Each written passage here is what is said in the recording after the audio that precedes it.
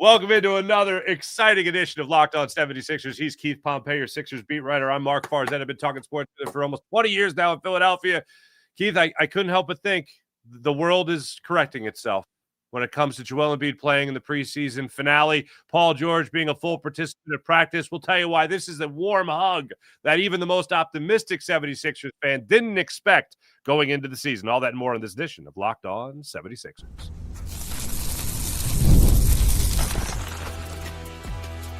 You are Locked On 76ers, your daily Philadelphia 76ers podcast, part of the Locked On Podcast Network, your team every day. And we do thank you for making Locked On 76ers your first listen every day, part of the Locked On Podcast Network, your team every day. This particular episode brought to you by FanDuel. Well, right now, new customers can bet just $5, and if your bet wins, you'll get $300 in bonus bets to use across the app. Head to FanDuel.com right now to get started. That's FanDuel.com. Keith Pompey. I truly believe what we said in the open. I don't think the most optimistic Sixers fan could have predicted what we're going through right now, leading up to Wednesday's opener against the Boston Celtics. Happy opening week, by the way. Paul George has the offseason surgery. Get it cleaned up, right, as we've talked about. He's a full participant in practice, as you reported on Inquirer.com. Full participant in practice. Joel Embiid plays in the preseason finale. Looks healthy as a horse for the most part, running the court, finding teammates, gets flirts with a triple-double in just 19 minutes worth of play, albeit against the Scrub-a-Dub-Dubs, all right, in that final game against the Timberwolves. But I don't – and VJ Edgecombe looks like a baller. So I don't think, Keith, and I know you get a lot of feedback on this as well, I don't think the most optimistic Sixers fan was thinking at the possibility of Paul George playing in the preseason opener – or excuse me, playing in the season opener. Probably not going to happen. But playing in the first week or two of the regular season with Joel Embiid in the lineup, this is looking pretty good for opening week. Yeah, I mean, I think it's trending in the right direction. I mean, and I'm with you. I don't think Paul plays. I think that, it's going to take several games before he gets back. Like there'll probably be, the third or fourth game of the season or what have you. But here's the deal. Like, we look at it. The main thing was that, when a month ago, we're thinking like, okay, both of these guys, we don't know when Joel's going to play. Some people were thinking maybe he'll do the same thing that Kawhi Leonard did. And then all of a sudden it's like, hey, he goes to blue-white scrimmage and he looks pretty good. And then he looked pretty good this game. I mean, the last game, the regular season, the preseason finale, excuse me. In regards to Paul, is one of those things where, you kind of knew that it was trending a little bit when you saw him go out and do the 3-on-3 scrimmaging. And then the next day they did a little bit of 5-on-5 scrimmaging with him. And then yesterday it was one of those things where, he did the full participant. So I even asked Nick Nurse, I said, there were some people saying that Paul may not come back until November. Is Paul a little bit ahead of schedule? And Nick said, I don't know about that, but he's out there. I think he made progress in each of the last 3 sessions, talking about the last 3 days of practice. He said, again, it's been the first practice, and he's been all the way through. And the last practice was the first time he ever played. We're happy to see him out there. We'll just have to keep making progressions. And when you look at it, they'll have a practice today. They'll have a practice tomorrow. Then they have a game on Wednesday. They could have a practice on Thursday, but they'll definitely practice on Friday before their home opener. And then I think after a couple more practices, it could be one of those things where Paul will make his debut. I wouldn't be shocked if he made his debut on October 31st against the Boston Celtics at home. You know what I mean? Because to me, that will give him a couple more, like at least 2 solid weeks of practice. But like you said, everything is trending in the right direction for the 76ers. Well, the other thing I want to get into, and I know you wrote about this in Inquirer.com, was I found it interesting that Nick Nurse said that Paul George has looked good. He was a full participant, but the defensive aspect of things has come together faster for him than the offensive aspect of things. I find that interesting because it's obviously been a while since he played. He missed the final 21 games of last year. There's some new pieces to the puzzle here, especially a guy like Quentin Grimes, who really didn't play with last year. There are guys that you're looking at right now that you'd have to get used to. And I remember Jimmy Butler talked about this when he came to the Sixers, is defensively, you really got to learn your teammates' tendencies.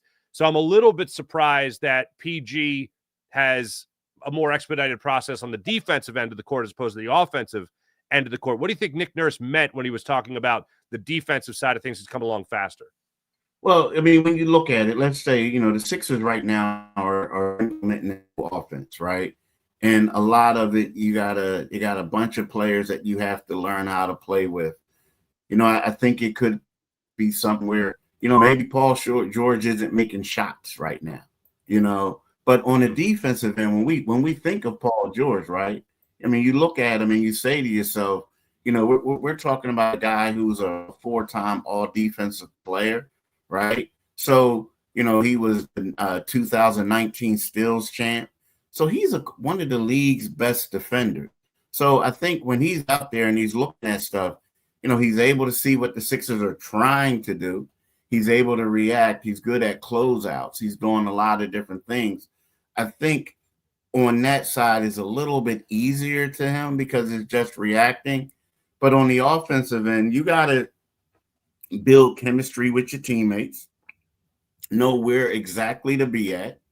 They probably want him to play more at a power forward position with these guards. And then, lastly, you just got to make sure you got your legs under you to make some of these shots and do things like that. So, it's kind of like, how in football, typically, there's always one side of the ball the first time in training camp. When training camp starts, they're always just dominating. And I think for him on his side is more or less, he's like I said, a 4-time all defensive player, to whereas it's easier for him to just react and be an athlete as opposed to fitting in and building chemistry with guys on the offensive end. Does he look to be, or from what you're gathering, does he look to be a guy that is trusting the knee? And I know, just to clarify, there's always two parts of getting over an injury. There's the actual physical aspect of being healthy, and then there's the mental aspect of trusting the knee. Now, this was a scope. This was arthroscopic surgery to clean up the knee and all that. Does he look like he trusts the knee to not have the wrong move at the wrong time kind of thing? And that's the thing. We haven't spoken to PG, and we haven't really seen a lot of the practices. Maybe you have seen him go one-on-one with people and do all those other things. But I do think that's where we talk about, getting back in shape and conditioning and having these practices will enable him to get time trusted, right? Kind of sort of like Embiid. It took Embiid. Embiid was, he participated in the first training camp practice, but Embiid didn't play in his first game until, Friday. So I think that's the same thing with PG. You go out there, you make sure you get the conditioning in there so you feel comfortable that you can do things. And then at the same time during practice, it's going to enable you to try certain things out and be able to trust that knee. Fair enough. And you're thinking Friday we see Paul George? I mean, but not this Friday. Next I'm Friday. thinking now. There are certain people who say, well, maybe he can come out beforehand, maybe like Monday or this and that. To me, it's just that I'm looking at it like, Nick Nurse said something about, you gotta get practice. This was the first practice. So I'm looking at it like, okay, so he practiced yesterday, practice on Sunday. They have 2 practices today and tomorrow. And then, I don't know if they're going to practice on Thursday, but I definitely see them practicing on Friday. And then, they could practice Sunday, and then they'll have the back-to-backs. But to me, I feel like if you wait until next Friday, that's basically giving you 2 weeks, 4 weeks of practice. And we're starting yesterday. That's 1, 2, 3, 4, 5, 6, 7, 8. That's like he could have up to 8 days of practice, starting in. And then on top of that, he practiced 2 days before that. So that's 10 days. So, I think that gives you 2 full weeks of practice to whereas you can feel comfortable enough from, because here's the main thing, conditioning. Like, you got to build that conditioning up, because if not, you get tired, and then all of a sudden it leads to another injury, right? Mm-hmm. Or re-injuring yourself. So that's what I was thinking. All right, so back to the warm hug that I think a lot of 76ers fans needed. And we'll get to the warmest of hugs coming up in the next segment when we talk about Joel Embiid and how his knee responded from playing in the preseason finale. But if you would have told me he's going to miss 4 games, Paul George is going to miss 4 games, that's it, and then he's back on that Halloween night, Friday night against the Boston Celtics at home, I'm a happy camper, Keith. I'm a happy camper. I'll be even a happier camper, though, when we talk about Joel Embiid and where he's at after playing in the final preseason game. All that and more in this edition of Locked On 76ers. Back right after this. Let me tell you about Peloton. Oh, my goodness gracious. How fantastic is Peloton, especially now with the new look Peloton. Peloton Cross Training Tread Plus. Powered by Peloton IQ, the most advanced equipment yet, designed to give you real-time guidance and endless ways to move, whether you're running, lifting, or cross-training with your favorite instructors. This is training reimagined. Peloton is built for breakthroughs with tools that help you plan, stay motivated, and reach peak performance. I love how Peloton IQ system offers real-time strength coaching that actually tracks your reps, suggests the right weights, and corrects your form, making every rep safer and smarter. So let yourself run, lift, flex, and push forward. Explore the new Peloton Cross Training Plus. That's Cross Training Tread Plus today at onepeloton.com. That's onepeloton.com. And how about Monarch Money? Let's be honest, a lot of people that can't name all their financial accounts. Sometimes people lose track of it. 401ks, savings accounts, investments, properties, whatever it might be. That's why you got to use Monarch Money, an all-in-one personal finance tool that brings your entire financial life together in one clean, easy-to-use interface on your laptop or computer. Now, let's say you want to save some money, maybe for a new car, a vacation, kids go to college, whatever it might be. Monarch Money can help you keep track of all of that, and you never got to touch a spreadsheet. So right now, take advantage of what Monarch Money is offering, as Monarch has visual dashboards, smart tools to make it so much easier and understand where your money's going and how to make it work harder for you. Don't let financial opportunities slip through the cracks. Use Monarch Money at monarchmoney.com and use promo code LOCKEDONNBA for 50% off your first year at Monarch Money. That's monarch.com. Monarch.com. Promo code LOCKEDONNBA for half off your first year at monarch.com for Monarch Money. The $300+ million question, Keith, after we saw Joel Embiid come up with 14 points, 8 assists, 7 rebounds, 3 steals against the Timberwolves in the preseason finale in just 19 minutes played. Keith, how did Joel Embiid respond? How did the knee respond? Heating pad and all. How's he doing? He was a full participant in yesterday's practice, so that's a good sign. It's funny, man, because yesterday I asked Nick Nurse about when Joel had that scare in the third quarter when his knee buckled, and then he sprints down court, and he next thing you know, he's out of the game. He's in the locker room, and Nick's like, "Oh, I didn't even see it. I didn't see it," and I'm just like, "Come on, bro. Like, I get it. That's what you say, but believe me, because I even asked him. I said, "Were you nervous? What was your reaction?" I didn't see it. Now, everyone in the arena saw that one, right? All the people did. So, while Nick is downplaying it and acting like this, and believe me, the coach knows everything, dude. They know everything. But to me, it was a good sign that he was a full participant in yesterday's practice. I don't know if he's going to practice today because, they do it and then they don't do it, at times. But I think he responded well. And that's a good sign for the 76ers. That was a phenomenal lie from Nick Nurse. And I want to say, actually, it was a bad lie. I mean, it was a bad lie. I mean, it was like worse than the dog that ate my homework. You know what I mean? Like, it was one of those. Like, it was like, bro, really? Like, you know what I'm saying? Like, Yeah, but you know what? I think he's. I don't want to say it like Nick Nurse needs our advice or anything, but I think he's following the lead that you talked about last week on the show and really throughout this offseason, which is they don't want to put any pressure on Joel Embiid. Like, they don't want to set a bar. And look, the only thing I care about is, like, don't tell fans or lead fans to believe that he's playing in a particular game and then he sits. Meanwhile, fans are buying tickets to go down to the game and all that stuff. Like, I'll always argue on behalf of the fan. They don't need me to do it. They got their own platforms now, but I'm happy to help take up that cause. As long as you're truthful in where he's at and not saying, oh, yeah, he's ahead of schedule. He's great. He looks great to me. Don't see why he wouldn't play. And then he doesn't play. Like, don't bait and switch fans like that. But I do think the only thing, I get it. I mean, but, you can say, like, well, like, Joel's fine.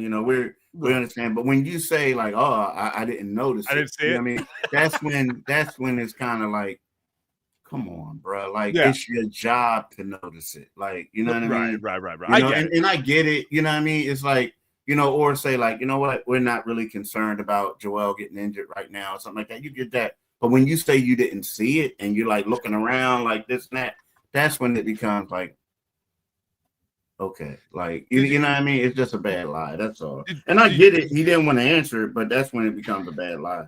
Okay. Did you get a little sense of tongue in cheek, though? No. It wasn't. No, okay. I mean, all right, fair enough. I got no. I got, like, I didn't want to answer this question, and this is what I'm gonna give you. You know what I mean? Fair enough. All right. Fair enough. I think, though, and one thing I do try to keep in mind, and I know the injuries have been there, and we could go through the laundry list of them, unfortunately, but one thing I do keep in mind with Joel Embiid, and especially when he did go down in the third quarter, it's on repeat in my brain, and it goes back to J.J. Redick when he was here in Philadelphia, and Joel went down, and I'll use the soccer term, like the sniper, the soccer term was like, oh, these guys falling down, acting like they're hurt, and they're fine, they're so dramatic. Yeah. Well, J.J. Redick termed Joel Embiid the most dramatic player he's ever played with. Now, I think a lot of that is showmanship with Joel Embiid, but I do try to keep that in mind that he is a showman. And I remember being at the game that he was first placed on the minute restrictions. It was one of his first games. And I remember sitting there, and I was sitting real close to the court. I was there as a fan, and I was sitting real close to the court, maybe 6 or 7 rows back, whatever it was. And I was right by the 76ers bench. And I remember he got taken out of the game, and he kicked the chair. You remember that? And he put on this whole thing. And look, he is one for the dramatics. I don't say that. I know that sounds bad, but I don't say that to belittle an injury or anything like that. I know that sounds, it's not my intent. But he is someone that is very dramatic. His own teammate called him that. A veteran called him that. When he hits the ground like that, I don't immediately think, oh, God, here goes the season. I do know that if I see him get up somewhat instantaneously, I'll feel a lot better about it. When he goes back to the locker room in a preseason game, I'm going to assume it's precautionary, and I think that's more of what it was. But the bigger issue is what happens after the game. He addresses the media after the game, talks about how great it was, and then he's a full participant in practice on Sunday. So that all, as you put it, trends in the right direction for Joel Embiid and the Sixers. Yeah, no doubt. And like you, but see, to me, the problem with me is the only thing is, it's like he has an injury history. Like no offense. It's kind of like if you have a cousin who has, and I don't want to make this, comparison, but this is an analogy. Like if somebody stays out late at night and like they miss it, you're like, oh, they out having fun.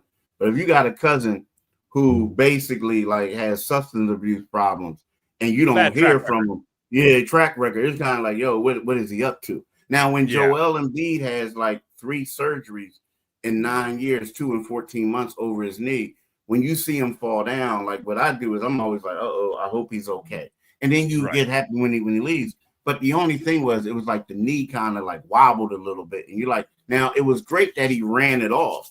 And I don't have a problem with that. But when you say you don't see it and everybody else sees it and everybody like, that's when it's like, okay, I get it. Because see, the thing that people don't understand is like whenever you talk to a coach, for the most part, after the game, when the coach comes off the floor, like there are medical people giving them injury updates on everyone. Like anybody, they scratched their knee, they did this, they did that. So they know what's going on. And then a lot of times, some of them will say, oh, well, he has to do this, that. And someone's like, oh, I don't know. And it's kind of like, come on, bro, you know. like, you know what I mean? Yes. So that's just where I am with that. That's all. All right. Little teaser, if you'll allow me to wet my beak. Okay. Wet my beak here. Wet my beak. We don't have to go. I don't want to talk about the other four. We'll talk about that in the next segment. But Joel Embiid starts Wednesday night, right? And I think he does. Yeah, I do. Like, unless he has any setbacks or anything like that. Yeah, I definitely think he's starting Wednesday night. Yeah, I do. I mean, everything is trending that way, right? I mean, yes.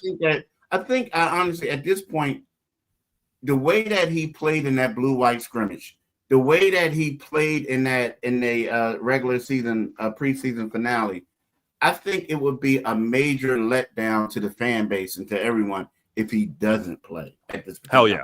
Because people are like, oh my gosh, really, Joel? Like, I can hear that, Yeah, especially if he if he plays in that game and then for whatever reason doesn't play in the home opener, that would suck, and that's against Charlotte. So the Wednesday night is the season opener in Boston. Then they're off. Then they don't play Thursday. They don't play Friday. They're back at it Saturday. So it's not like you got a back-to-back out of the gate. You know what I mean? So yeah, I agree with you. Playing in all 3 games. Hell yeah. Then not making the trip to DC. Okay, fair. And that's a back-to-back. And that's a back-to-back. The first of 13 back-to-backs? I don't know how many it is, but they got a lot of back-to-backs. They got a lot of them early. Yeah, they got like an angry load of back-to-backs. Like somebody was pissed off and was like, yeah, just give them all the back-to-backs. All right, when we return, we'll go through the rest of the starting 5. He's Keith Pompey. I'm Marc Farzetta. Make sure you guys like and subscribe. Locked On 76ers. We'll be back right after this. Let me tell you about FanDuel. I see some people in the chat for today's show already talking about what they're going to be putting their money on. Some people like VJ Edgecombe. Take advantage of that. But how about this? Not just for the NBA, but also the NFL. FanDuel has got you covered with a can't-miss offer right now. New customers can bet just $5 and get $300 in bonus bets to win. How about that? That's right. You pick a bet, you put down $5, and if it hits, you'll unlock $300 in bonus bets to use across the FanDuel app. So how about this? You talk about VJ Edgecombe, talk about Tyrese Maxey, talk about Joel Embiid, whatever it might be, overs, unders, all that.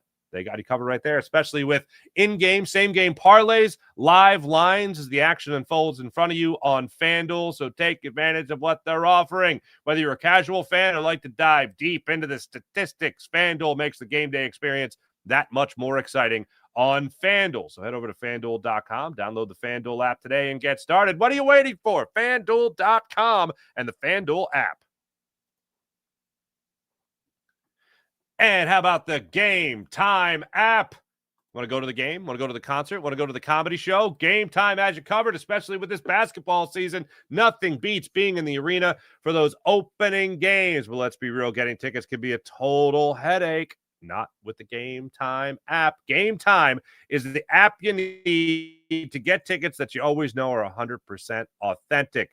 The app gives fans the advantage. It's your ultimate life hack for scoring amazing NBA tickets on the Game Time app. It's fast, it's easy, and most importantly, it's stress-free. Recently, I used Game Time to grab myself some seats with a big group of people. Couldn't have worked out easier. Plus, I could see exactly what I was spending before I cashed out, because right there on the Game Time app, what you see is what you pay. You can also view your seat's vantage point before you buy the tickets, so you literally take the guesswork out of buying tickets. So download the Game Time app, create an account, use promo code LOCKEDONNBA for $20 off your first purchase. Terms apply. That's LOCKEDON NBA for $20 off. Swipe, tap, ticket, go with the Game Time app. All right, Keith, I see that you responded. Somebody asked the question already. I think I'm exactly with you. Yeah, I'm exactly with you here when you talk about the starting 5 for the 76ers. Go ahead. You got Kelly Oubre in there. You got Embiid. You got Bona, Edgecombe, and Maxey. That just makes too much sense for me. Well, and the thing that really got me is that they went with that starting lineup against Minnesota, right, to see what it looked like. And I also think that at this particular time, being as though that Joel, although he looks good, he's doing what he is still coming back, right? And I feel like having Bona down on the block takes away some of take some of the wear and tear off of him, right? And I also think that it's going to be one of those things where, you start off like that way, and then, I know Bona got an early quick foul and they took him out. But at the same time, I do think that it's going to be one of those things where Bona's going to be the first person off the floor. You're going to bring in Don Barlow. And then all of a sudden, when Embiid comes out of the game, then all of a sudden you're going to have Bona out there playing the center spot, the backup guy. So to me, I like what I saw. And it also, again, it just takes some of the pressure off of Embiid initially from the start. I'm with you. The only thing I would look at is potentially Grimes in there as well. I'm not championing that cause. I'm just saying as a potential. Now, Let me ask you this. Is it forget about the development like you saw in the preseason with VJ Edgecombe and he brings the ball up, or is it Tyrese Maxey running the show? I think we'll probably see VJ. I mean, depending on, how they guard them. Like, if they're pressing them or if they're trapping them, they're doing stuff like that, then maybe you might want to get the ball out of his hands. But, I feel like because when we look at it, he did bring the ball up. It wasn't like he was extremely ball dominant and doing things. He brought the ball up. He got across half court, and he gave the ball to Maxey. Kind of sort of like what they used to do with Tobias Harris a couple times, where they would bring it up, pass it to Maxey, what have you, let Maxey go downhill and do what he has to do. So, I like that. And here's the thing: like I do like that when they talk about the 3-guard lineup with Grimes, right? Yeah. I love it. But like my man Win Forever just said, it's best for Grimes to come off the bench, because I just felt like that was a good game that he played. I mean, he was 7 for 13, 4 for 6 on threes. He had 22 points. I get it. You're trying to blend everything in, but right now I'm talking about what are the best lineups that you have that's going to help you win the game, and always make sure that you have a scoring threat on the floor at all times. And I feel like Grimes coming off the bench at this particular time without Jared McCain is going to help you. At the end of last year, I said my number one takeaway is I want Grimes here to run your second unit. That could very well be the case. I look forward to that. I also look forward to Joel Embiid being more of that facilitator, still being able to score the basketball, but also being more of a facilitator. I look forward to Tyrese Maxey's next big step forward. Hopefully we see that this year, especially if you're talking about somebody that's going to be on the ball. But Adem Bona being in the starting lineup for however long he's going to be in the starting lineup, whether or not it's until Paul George comes back or not, I don't know. But I love the idea of letting Joel Embiid do his thing, take his time, but have a big man that can still run the floor. Plus with Oubre and Bona, I mean, Oubre, we've talked about this a lot in the offseason. I hope people stop forgetting this. You're talking about Oubre as a 6'8" guy. You're talking about a Adem Bona, 6'8", 6'9", that could run the floor. That's some size you're putting in there on the court with Joel Embiid and 2 guards. And you could also do that with 3 guards, especially when you do talk about the Grimes lineup later and that like NASCAR guard package you could talk about with what this team could run. I'm a lot more excited for opening week than I thought I would be a month ago, Keith. And I think a lot of 76ers fans are in that suit as well. Yeah, I am. Yeah, I'm the same here too. And here, I'm just gonna say this real quick. When 3 times says Barlow is hungry, reminds me of that kid in Houston. Let me tell you all, the dude is definitely hungry. Like, he is hungry. I really like Barlow. I like what he brings, to the thing. I don't know right now. We'll talk about that later on, maybe in a podcast, if he's better than Yabusele, right? I don't know that. Yeah. But at the same time, you have to respect what he's doing and the role that he brings. And I feel like if he starts to come off the bench, he's going to be the guy. I'm with you. I just got to get this in because I saw this a lot in our comments on the last show. Just watch and enjoy while it lasts. And you know what? I am.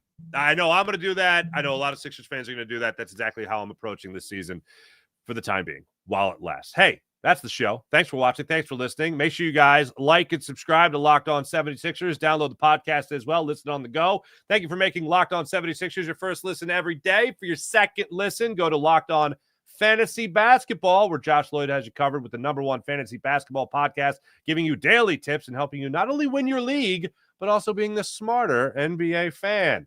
Find Locked On Fantasy Basketball on YouTube, wherever you listen to your podcast, part of the Locked On Podcast Network, your team every day.